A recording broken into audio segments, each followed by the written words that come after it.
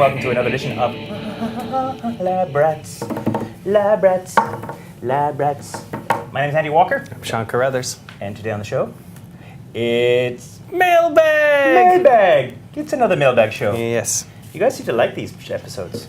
Yes, I kind of like these episodes too. I do too. It's a little bit of variety. We don't get too deep into any topic. Mm-hmm. You know? Just a couple of quick things. Quick and dirty. Yep. Yeah. So should we get into it? Oh, no, first we need to go and pay the bills with our sponsor. So let's take a quick break, and when we come back, this is our third mailbag. This is number 3. Mailbag episode number 3. After this.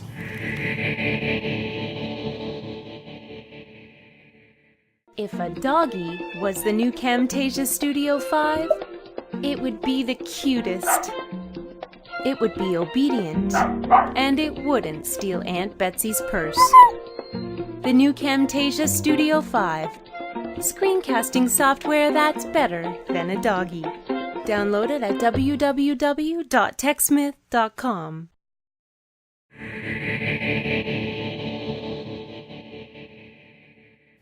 So I'm noticing that we're getting lots and lots of mail these days. It's true. More and more people are finding us, and they're finding us through weird places like, VO, and I see all kinds of different... Answers.com, I think. Yeah. How Stuff Works. How Stuff Works, another videos just, are on there. Yeah, so we're getting linked various places, so it's nice. It's a broad sort of thing, and you never know where the next question's going to come from, really. That's right. So cool. All right, so should we get into the questions? Let's get into it. Okay, so do you want to go first, or should we go first? No, you go first. Okay, so this is a message from... It's Jose. Jose Vasquez. Vasquez? I don't know. Vasquez. He says, hey guys, love the site. Great video podcast. And I like this. You are the Abbott and Costello of the internet sites. We are, I guess so. We really are. For better or for worse, I think. Yes. That's the Stooges. Oh, yes. Ooh, thank you. Yeah, we're missing one person for that. We are, yeah. Well, Biff, clearly. I guess. So he says he saw the TiVo DVR show, and he had a couple of questions for us. So what he said was, I use a digital converter box for my local TV programs. VO for everything else, VO.com, right? When February of 2009 happens, all TVs, DVD-R and VHS-R will not work unless you use a digital converter box. Can you enlighten us, please, with your infinite wisdom? You have infinite wisdom? Apparently. Okay, so a couple of clarifications around this. So Jose lives in the States. And what is about to happen next year, in 2009, is that the analog transmission signal for all terrestrial broadcasts, meaning all your local television stations, will no longer transmit in an analog signal so that your conventional rabbit ears can grab free TV off of the air and play it on your television. That's gone away. Right. And the reason they're doing that is to create more services in the radio spectrum. Right? Yeah, essentially analog takes up a big footprint on the airwaves, and by going digital they can compress it down so this one section that used to have one channel now can have 5, 6, 7, however many channels you can actually squeeze in there through compression. Right. So what they're switching over to is digital terrestrial transmission, which means that you can use your rabbit ears as it turns out. However, you need a special little digital converter box attached to your rabbit ears. Right, so anyone who's worried that basically February 2009, I believe, things are just going to stop working, that's not necessarily the case. No. All it means is that your rabbit ears will no longer work. You can still use the old TV. You can still use your old TV as long as you buy one of these little $35 converter boxes, right? Now, if you already have digital cable, or if you already have digital satellite, then you'd have to do nothing. Yeah, you've already got the box in place. You're already digital. You're already digital, right? Yeah, so it's just local over-the-air programming that's going to be a problem for that. One way to think about this is back in the old days when it was all over the air, and then we made the switch to cable television, and you had an old SAT that didn't have the ability to bring cable input. You had to get a little converter box that you put on top of the television underneath. Went into the antenna connectors. Right. So this is exactly the same sort of thing. You're taking one kind of signal and converting it into the other. The younger people out there are like, a world without cable? Oh. How's that even possible? possible? But yeah, so the older viewers will know what we're talking about there. And if if you remember that switchover, it's roughly the same sort of thing, except it's going from analog to digital. As long as you have that box, you don't have to worry about it. I do want to demystify, well, there's a couple more points. Number one, you say that all DVR-R and VHS-R will not work, and that's not the case. This is only over-the-air analog transmission. So your old VHS tapes still work. Yeah. Everything that you have connected to your TV will still continue to function. Okay. And so that's the US. Now here in Canada, we're switching over not right away. We're switching over in 2011. I think it's August 2011, I believe.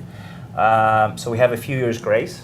In Europe and in Australia, I know that they're also on a later timeline. Now, for us in Canada, it matters because we won't be able to get rabbit ear information in because we're along the border of the US, so we actually get some local transmission in. Yeah. So that impacts us here. And if you actually look this up on the, we'll put a link here because there's some information that's available for various countries and when the switchover is going to occur. Okay. All right. Good. Thank you, Jose, for the email. And that's it. That's it. Okay. Good. Moving on. What's next? Well, I'm saving these for the lightning round. Lightning round? If we have Are time. they quickies? They're quickies. Okay. This one's a quickie, actually. This is from a fella in England called Andy Smith. Hi guys, I'm hoping you can give me a bit of advice. I've got a 28-inch Daewoo CRT TV, as you can see here, and it's perfectly good for what it is. But I was thinking about buying a 37-inch Panasonic LCD. Can you give me any advice? Thanks. And what he says, he's looking to buy a 37-inch LCD television. He's pretty much decided on a Panasonic TX37 LZD, or for you guys in the States, LZD. What is it with these model numbers? I know. They don't make any sense. And actually, that particular model is a UK model. But what he's asking here is he wants to know whether between a Model 80 or the Model 85. And real quick, I can tell you specifically, Andy, that the difference in there is the number of HDMI connectors. And there's actually a different sort of sound setup as well on those two things. But so that helps you. But for everybody out there, if you have a choice of HDMI connectors, meaning the connector that will bring sound and audio in one cable, I would go for more if you can on your flat panel television. Right, so you've got a PS3 from the Sony PlayStation, you've got the DVD player, you've got the new Blu-ray player, you've got all of these other devices. If they're all HDMI, to get the best connection, if you only have one HDMI connector, you'll have to sit there and switch it between there. Right. So more HDMI connectors means you can just switch the input on your remote instead of having to switch the cable itself. There you go. All right, so So the answer, go with the one with more, if you can afford it. It's only, I think, based on the English price, it's only £50 more, which is about $100 US Yeah, it's more. not cheap, but for the convenience, it might be well worth it. And there's a couple other features. I said better speakers on the more expensive model. All right. Okay. Very good. So next up. Oh, more PVR. More PVRs. Lots of feedback on our PVR episode. A little bit of hand slapping, I have to say, because we missed some stuff. Yeah. Now, you guys have to understand, when we do an episode, we got about 15 minutes to cover the topic, right? We muck around at the front and we put pictures at the end. So we try to get in as much as possible, so we recognize that. But anyway, we love the fact that you guys are giving us feedback and saying, hey, you missed this and you missed that, because So if we can't be comprehensive at the time, you can help us be. you can help us, Super. So this is from Michael Pyle, and he's in Fort Worth, Texas, and he says he just watched the episode about PVRs and he wanted to provide some feedback. So we talked a bit about the benefits of Microsoft's Media Center, and he wanted to point out that we did not mention that there's a problem with the DRM, the digital rights management, on the show files, meaning that Basically, it means that if you record a program onto your computer, you can't just move it around. Right. Essentially, it's got digital rights management, which says you're allowed to play this on this computer, but you shouldn't take it over here or there. Right. And in fact, not only shouldn't you, we won't let you. It won't play. Yeah. And I mean, that's the case with the TiVo files as well. You have to sort of crack the DRM to get them to go anywhere you want them to.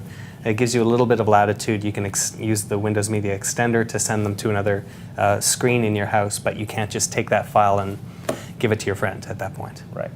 Good. So that's the case with most of these. That's true. Yeah, they're all having those. There's a concern that we're going to copy it like the MP3 fiasco 10 years ago, where we were all sharing George Michael CDs. You might have been. And you weren't? No. Oh, you were sharing music that sounded I was like... giving George Michael all the money he deserved. Ah, you were. Very good, which is nothing, right? I have no George Michael CDs. That's okay. I don't mind George Michael. I wanna have faith. He's All right. not in my MP3 playlist, however. I can't imagine, though. You should hear it, though. My God. It's like cattle being massacred on some of the music he listens to. Anyway, moving on. Moving on. So Michael also mentions that we mentioned Myth TV briefly, but we also failed to mention Sage TV and Snapstream. Snapstream's beyond TV. Yeah, there's a lot of different solutions out there that you can make yourself. So yeah, we weren't comprehensive on that. Myth TV is probably the best known of the bunch, I think, for a build-it-yourself perspective. So that's the one we mentioned. But yes, definitely Sage TV's out there, Snapstreams, and there's every time you buy a tuner, you generally have a piece of software in the box that you can use from Hauppauge or whichever ATI. They have their own. So you can build it yourself if you want to, no matter what tuner you get. Good. So check that out, snapstream.com, correct? Good. And then finally, he says we didn't talk about the ability to schedule a show from the internet using a PVR. Yeah, so, you can do that with your TiVo. You can, yes. You can go to TiVo.com, you can log in with your account, and you can actually say, tell my TiVo to record, an episode of, House on Tuesday nights, because I forgot to set it. So that's really handy. So thank you, Michael, for setting us straight, and we're glad you enjoy the episode, and it's great when we get viewer feedback. It's great when we get viewer feedback because you guys get to add to the show, which we love. All right, thank you. Good. Moving on. Moving on. I like this one. This is one of my favorite. I think my favorite message today from fans, because it's a cool topic. This is from Damar. Sean mentioned that he'd like to see and thinks that Apple will include capability of using Apple TV to record TV shows. My question is, wouldn't Apple have to release new hardware in order to add this function? Answer, no, but they probably will anyways. The Apple TV has a USB port on the back of it. And there are various USB tuner products from ATI. There's one from Elgato. They have the iTV, which basically bring TV in via USB. So in theory, if they had the ability to, if there was software on the Apple TV that would be able to decode that, then you could use this external product to bring TV straight onto that.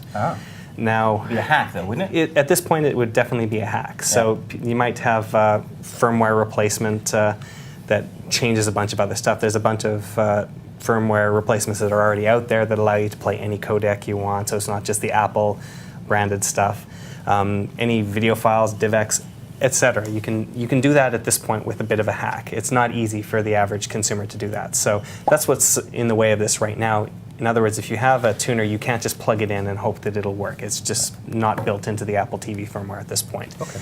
Is it possible to add that in? Sure, why not? Yeah. It's basically a little functional computer running stripped-down version of OS X in there, and the ability to add that in, it's possible. Very good. Now, are they likely going to just upgrade it like that? No, they'll probably make you buy a new one that actually has a cable connector on the back or whatever. Right. So There you go. that's the way it always goes, though. That wasn't my favorite part of the question, though, because he has a second part of the question. Yes, And what what is he that? says is, my other question is in regards to NAT, Network Address Translation. Oh, I was hoping it was about Nat King Cole. Well, no, it's not. Okay. This is a tech show. Oh, Nat King Cole is kind of techie. Is he? No. No. All right. So what is it and how does it work? I want to know. Network Address Translation. And I think we should probably do a show on it at some point. Yeah. But real quick, just so you know, NAT is a technology built into your router, your home network router at home, that basically takes the internet connection in and it splits it into the ability to send it to multiple different computers. And without going into too many details, you can think of it like a telephone exchange, right? So when you phone a company, you go into the switchboard, and then you get put through to different extensions. So NAT does that on your home network, and it's fundamentally secure because it doesn't connect the outside connector in directly with the computer. It has to go through an intermediary first. That's a network address translation, and there's some fundamental security. Just like you can't call the CEO directly of a company, you got to go through the switchboard. Right. Makes sense. Yeah, it translates the inside extension to the outside. Right. So it's in the middle. It acts kind of like a firewall. It's not technically a firewall in the traditional sense, but it kind of has the same security functionality of a firewall. But yeah, we should look at this a little bit more detail later. Right. There you go. Good. Okay. And don't want to do that one. And let's move on to yours. Okay, so lightning round. All of these, 1 minute or less. All right. So Edward from Fond du Lac, Wisconsin, wanted to know that we didn't cover on the Combo HD DVD player if they had a USB port for firmware updates. Actually, we did cover it, but we had to cut it out for a different reason. Each of the HD DVD... Didn't you have gas that day? I did. Yeah, so we had to cut it out. That wasn't exactly it, but it was close. Yes. All of the players, both Blu-ray and HD DVD, have an Ethernet port on the back, so you can do firmware updates from the player itself as long as you've got it connected to your network. And for those that don't know what firmware is, what is firmware? Firmware is the software that runs on the device itself that basically controls. It's a little operating system for a device. So software on a chip. Software on a chip. Software on a chip inside the device. So there you go. It is on there. We didn't show it. We tried to, but my gas got in the way. That's right. So it is there. All right. Number 2, Sean Springstead from Points Unknown wants to know if there are any good free video editing programs. And the answer is no. Nope. No. Nope. Nope. Sorry. The answer is no, because most of the video editing programs that are any good cost money. And well, also too, and this is really important to recognize, is video editors use something called codecs, right? Mm-hmm. And codecs do translation, right, from a video signal into a compressed version and then out again as well.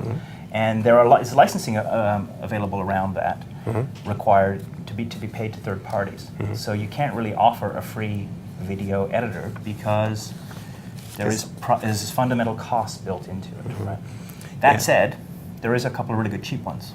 My favorite is Adobe's Premiere Elements, which is about $99. Yeah. If you spend $150, you get that plus Photoshop Elements, which adds all of the extra little dingles and editing capability that you want to sort of make captions and screenshots, all that sort of thing. Yeah. So that's one we fundamentally recommend most of the time. Okay. And Sean mentions Sony Vegas, which is a little bit higher end, but it's actually very good as well. Yeah.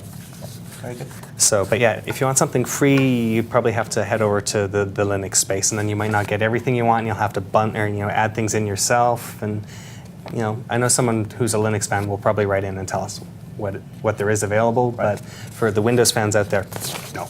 You could buy an Apple. You could buy an Apple because it has iMovie on it, and it's a pretty good editing system. Yeah, I mean, if you're using an Apple, that is pretty much free. See, look what he did. Look what he did. Fun, huh? Yeah, and it is not bad. iMovie's quite good, especially the new version.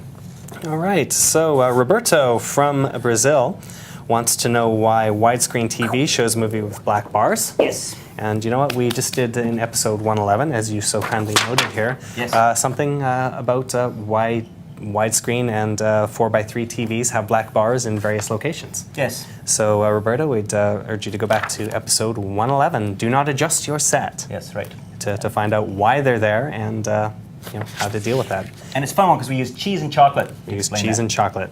And you can actually switch that with the aspect button on your remote or dig deep into your TV's menu system to find that. You can change that, but it'll stretch. So the black bars are there for a good reason. You probably want to leave them there. Right. All right. So very good. We have this is a good one. The Donna 619. So the new hard drives that do not have any moving disks, just state-of-the-art electronics. We actually did cover this recently on an episode about solid-state drives. Yeah. It was like, how much will they cost? Well, a lot. How fast is the boot up time? Very quick. Yeah. Do these not run as hot as hard drives? No. No, because there's no moving parts. Yeah. Backing up data, same as your regular hard drive. You back it up to another one, or you back it up to an external supply. So there's no real difference between these, as far as your computer is concerned, between a solid-state drive and an old school mechanical drive. It's just they're faster, they're more expensive, and all right. Why are they not at CES? They were, and when are they ready for consumers? Right now. You can go buy one now. You might not want to though, because they're really pricey. Yeah, they're like $600 or something, aren't they? Mm-hmm. Like depending on the size, and they're like really small. They're dropping all the time, so don't worry about it too much. All right. Finally. William from, again, points unknown from, well, it looks like he's at a various site. Anyways, Bill works while he's watching us. Ah. And he says, love the show. He found us while watching Miro. There's one of the places that people come to us from, Miro? I guess. Miro. Miro.com. And he has a complaint. Complaint? You're not allowed to complain. Yes. Yeah, he thinks Andy's a great big jerk. Yeah, but I am though, aren't I? No, that's actually not what he said. He said the sound of our pop-up bubble is distracting. And yeah, it is a little bit distracting. I'm sort of lost right now. But, you know, we made this decision when we were first starting to do that. What can we do that will get people's attention? And we think it's like pop-up video. So we decided to go with pop-up. But we discarded the following choices. This one. And this one. Oh, I don't like that one at all. No. And the one that everybody really hated, which was this one. Oh, I can see why we got rid of that one. So, as you can see, you kind of got the best of all our choices. So we're sorry you don't like our pop-up noise, but we kind of like it. You kind of like it. I didn't realize that this was the same sound. He says the reason it distracts him is because it's the same sound that Windows XP makes when a battery is getting low on a laptop. And he hates that sound because it makes him think that his battery's about to die, even when he's not actually using the So laptop. we have the ultimate solution, Bill. Change the noise that appears when your battery dies on Windows XP. How's that? Yeah, I guess, but it'll still be hardwired into him because we'll still be using the same sound. But, Sorry, pal. But thank you for the email. We appreciate it, and we like to hear from you guys. There you go. He says don't use the chord.wave sound because that'll basically kill him. Oh, the chord.wave sound, right. Donk. This one? Yeah, I hope I can find that sound. There you go. All right. And that's it. Oh, Good. one other really quick one Yes. from our viewer, Isaac. Oh, Isaac. Yeah, I like this one. Yeah, he's 47 years old, living in Texas. It's almost as old as me. There you go. I didn't know that you were over 47. You don't look a day over 46. No.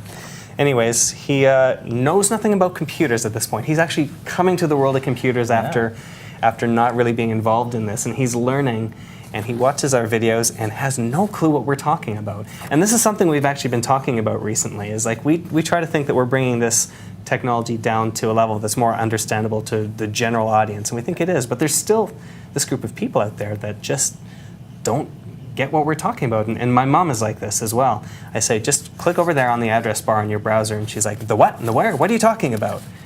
And it's always an ongoing problem, I think, with tech heads. And there's a bunch of other podcasters out there that are like way above us in terms of the level in which they talk about technology. And we're sort of the step down for those people that don't quite get that. But there's still a level of people that don't quite get what we're talking about yet. Right.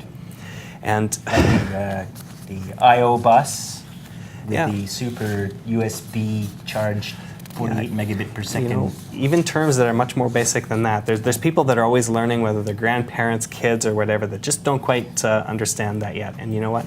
We've got a project in mind, and we're going to be working on something that might be a little bit more helpful in that regard. In the meantime, Stick with us. stick with us. Stick with us. There's a really good website called webopedia.com, which has all the definitions of all the weird questions. And you know what you're going to learn is kind of be exposed to this stuff on a regular basis. And we say something that doesn't make any sense.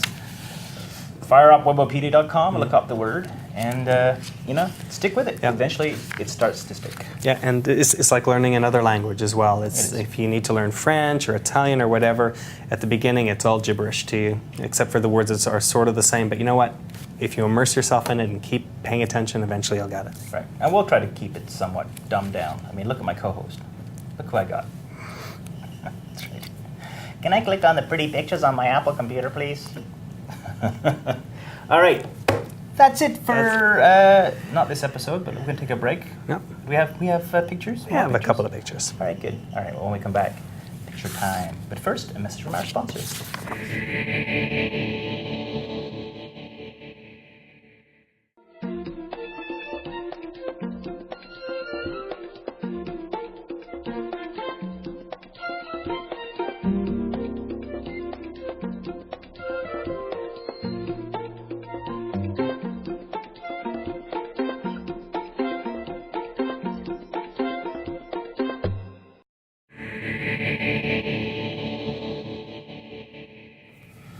Okay, let me just do a little cat adjustment here.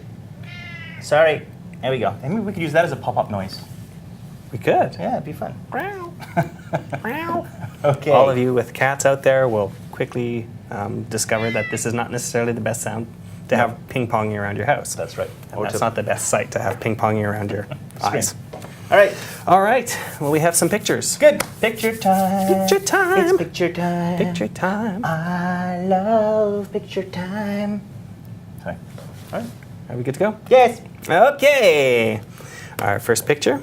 A little bit grainy, but this is, and I hope I'm pronouncing this right, Moiz. Moiz. And he's from the United Arab Emirates. Ooh, UAE. The UAE. Not to be confused with UPS. Not to be confused with UPS. We talked about that last episode. Or the USA. Or the USA. Or UK. Or the Or anything like that. Anyway, or the EU. Or USB. Right. Anyways, so thank you, Moiz, for sending that. Good stuff. And it's always great to hear from viewers outside of our usual haunts, the US and Canada. So In the UK. if you're outside and if you're in a place that we haven't given a shout out to yet, drop us an email, send us your photo. Yeah, very good. Yeah. All right. Oh, it's so cute. So our viewer Thomas from Great Falls, Montana. I was in Montana recently on my road trip back from Vancouver. Vancouver, yeah. Didn't go through Great Falls, unfortunately, just south of it. Right. Anyways, he sent us this photograph of his new baby Noah. Oh, so cute. And I love this. Hi, I'm new here. Yeah. Oh. Yes, Biffer. Oh, Biffer likes the babies as well. He does. Very good. So thank you, Thomas, for sending that in. And you know, when Noah's ready to start learning tech, just have him jump in. Absolutely. We'll be there for him. Very good. Hopefully you can get a little shirt that says, "Hi, I'm a geek" next time. Yes. That'd be fun, huh? Hi, I'm old here. All right. There you go.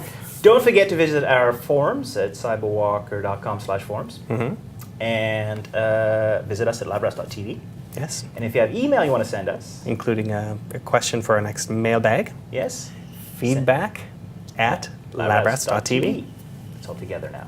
Ready? One more time. Feedback at labrats.tv. All right. That was terrible. Thanks for watching this week.